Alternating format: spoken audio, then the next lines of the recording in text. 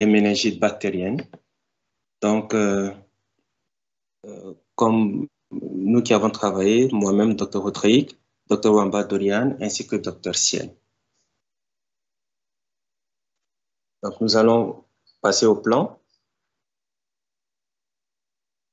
Voilà.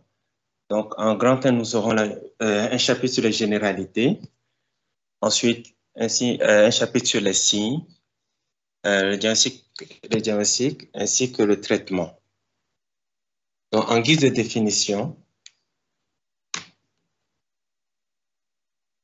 nous pouvons décrire la méningite bactérienne aiguë comme une inflammation des méninges fine, qui est une fine membrane en fait qui recouvre le cerveau ainsi que la moelle épinière. Donc, cette inflammation est causée par une colonisation bactérienne envahissant le liquide céphalorachidien.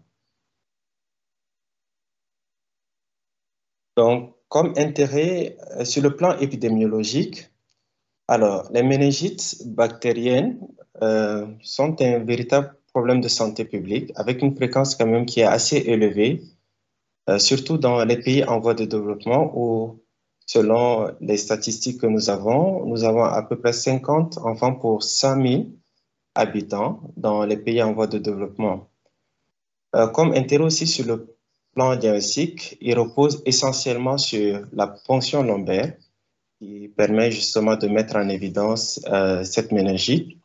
Et sur le plan étiologique, 3 germes prédominent sur les méningites bactériennes, notamment le pneumocoque, le méningocoque et l'hémophilus influenzae.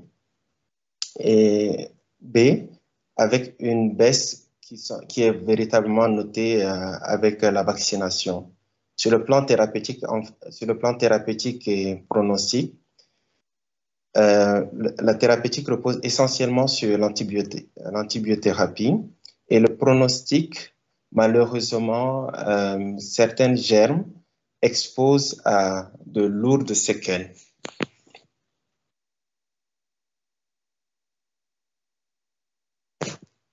Alors, sur la physiopathologie, nous avons essentiellement 3 mécanismes qui expliquent la survenue de la méningite. Soit elle peut se transmettre par la voie hématogène, donc dans les cas de septicémie ou de bactériémie. Soit c'est une infection par contiguïté, les infections ORN, plus ou moins chroniques. Et c'est essentiellement les germes tels que les pneumocoques qui en sont à l'origine, ou par simple portage. Et dans ce cas, il va falloir rechercher une brèche ostéoméningée, congénitale ou acquise. Et enfin, une autre voie de contamination, c'est l'inoculation accidentelle qui peut se faire soit par la PL ou bien par des interventions de neurochirurgie ou encore dans certains cas de traumatisme. Donc, en cas d'inflammation des méninges, nous avons une sécrétion des cytokines qui ont un effet délétère et pronostic et qui engage aussi le pronostic. Donc, au deuxième chapitre, comme si nous allons prendre un type de description, c'est la méningite bactérienne aiguë à pneumocoque de l'enfant qui est non compliquée. Donc, il faut d'abord mener l'interrogatoire, rechercher une notion de cas similaire ou de comptage, notion de vaccination, soit à l'hémophilus influenzae B ou bien au méningo. Il faut rechercher aussi le terrain. Est-ce qu'il y a une notion de drépanocytose et aussi évaluer pour voir s'il y a une notion d'antibiothérapie dans les 48 heures.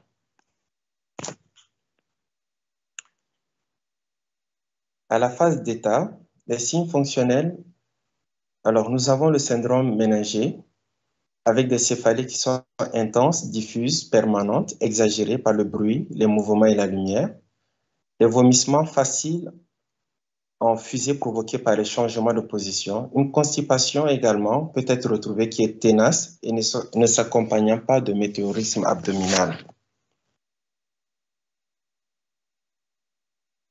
Comme signes généraux, nous avons un syndrome infectieux avec une fièvre qui peut être entre 39 et 40 degrés à début brutal, qui survient souvent au décours d'une infection des voies aériennes supérieures.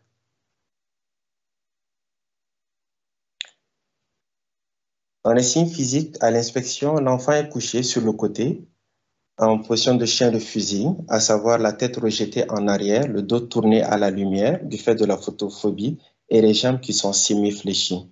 À la palpation, le syndrome méningé physique retrouve une raideur de la nuque, le signe de Kerning, qui se recherche avec la flexion des membres inférieurs sur le bassin qui va entraîner une flexion invincible des jambes sur les cuisses. Le signe de Brudzinski, la flexion de la tête sur le thorax qui entraîne une flexion involontaire des membres inférieurs. Et nous avons une raideur aussi méningée. Là, excusez-moi, l'arrêt méningitidique de Trousseau. Donc, euh, qui sont des lésions dermatologiques qu'on retrouve au niveau du dos. Donc ici, nous avons quelques images qui nous permettent de pouvoir rechercher les signes de Kerning et de Brudzinski.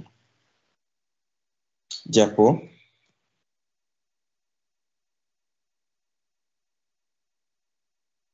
Alors, toujours dans les signes physiques, rechercher les signes de gravité, notamment sur le plan hémodynamique, avec la recherche d'état de choc, cutané, la recherche de purpura, rapidement extensive ou nécrotique. Sur le plan neurologique aussi, rechercher un trouble de la conscience avec parfois des comas et des convulsions.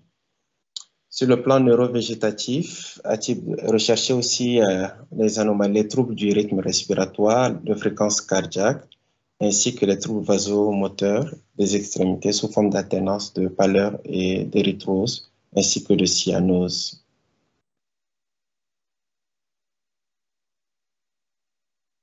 Diapo.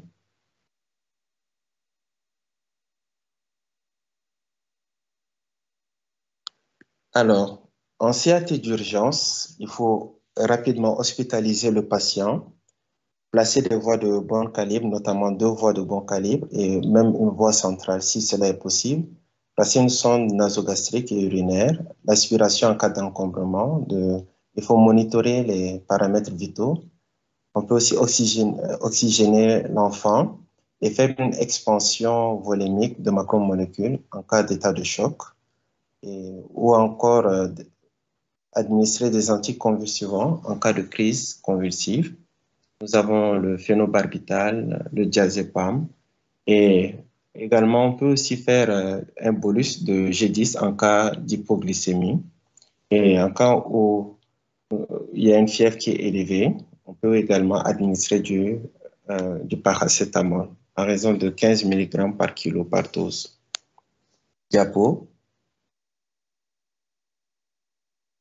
Alors, à l'appareil clinique, la ponction lombaire doit être réalisée chaque fois que le diagnostic de méningite est suspecté.